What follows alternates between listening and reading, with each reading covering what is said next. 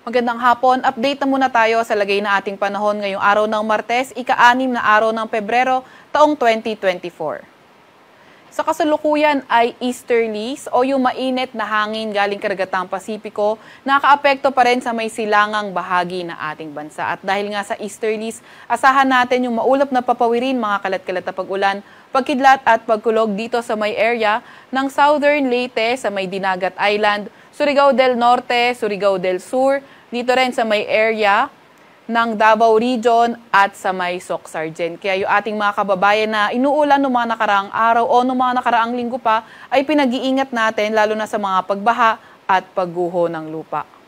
Para naman sa lagay ng panahon sa may Batanes area, mararamdaman na natin yung northeast monsoon o mihan dahil partly cloudy to cloudy skies sa Batanes na may tsansa ng may hinang pag-ulan at sa Metro Manila at nalalabing bahagi na ating kapuluan. Partly cloudy to cloudy skies rin tayo pero may mga tsansa na ng mga localized thunderstorms. Para naman sa lagay ng ating panahon bukas, inaasahan nga natin for Luzon, partly cloudy to cloudy skies condition pa rin kung saan dito pa rin sa may Batanes area, mga light rains ang ating inaasahan. Pero for Metro Manila and the rest of Luzon, mga tsansa ng mga localized thunderstorms iyong posible.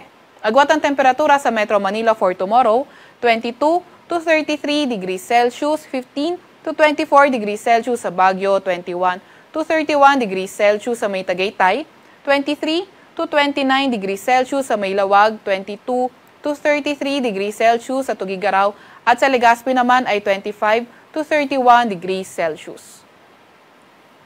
Agwat naman ang temperatura for tomorrow sa may Puerto Princesa, 25 to 32 degrees Celsius at 25 to 33 degrees Celsius sa may Kalayaan.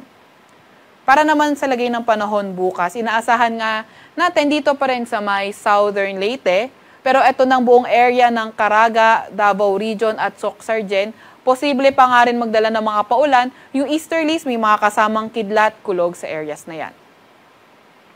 Para naman sa lagay ng panahon bukas, for the rest of Visayas and the rest of Mindanao, partly cloudy to cloudy skies condition na may mga tsansa ng mga localized thunderstorms. Yung ating mga Regional Services Division maglalabas ng thunderstorm advisory, rainfall advisory o hindi kaya heavy rainfall warning kung kinakailangan.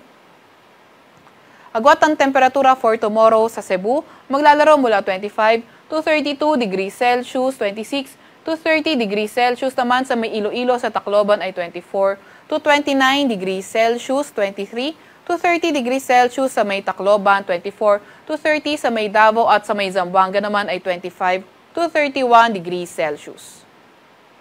Wala pa rin tayong nakataas na gale warning sa kahit na anong baybayin ng ating bansa, pero ingat pa rin sa mga papalaot dito sa may area ng Northern Luzon at silangang bahagi ng ating bansa dahil posible yung katamtaman hanggang sa maalong karagatan. Para naman sa 3-day weather outlook ng mga pangunahing syudad natin, dito sa may Metro Manila and also sa may Legazpi, Thursday, Friday, Saturday, hindi pa rin natin masyadong mararamdaman yung epekto ng amihan dahil mga localized thunderstorms pa rin yung ating inaasahan at partly cloudy to cloudy skies condition. Sa Baguio naman, Thursday until Friday, yung partly cloudy to cloudy skies condition na may mga tsansa ng localized thunderstorms, pero pagdating ng Sabado, posible na mga may hinang pag-ulan na lamang dito sa may area yan ng Baguio.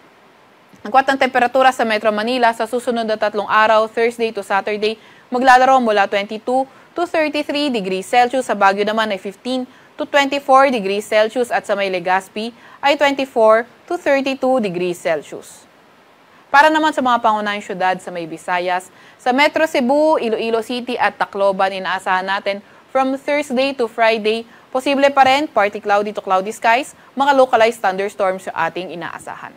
Agwat ang temperatura sa Metro Cebu, maglalaro mula 25 to 32 degrees Celsius, sa Iloilo City naman ay 26 to 31 degrees Celsius at sa may Tacloban ay 24 to 31 degrees Celsius.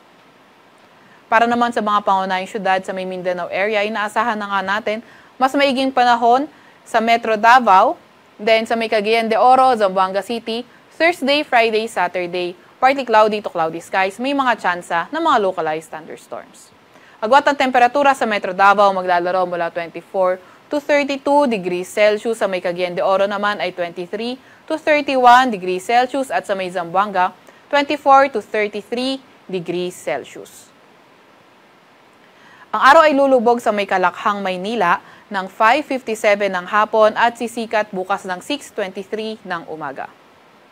Huwag magpapahuli sa update ng Pag-asa. I-follow at i-like ang aming Facebook at Twitter account, DOST_Pag-asa. Mag-subscribe sa aming YouTube channel, DOST-Pag-asa Weather Report. At para sa mas detalyadong impormasyon, pwede natin bisitahin ang aming website, pag-asa.dost.gov.ph.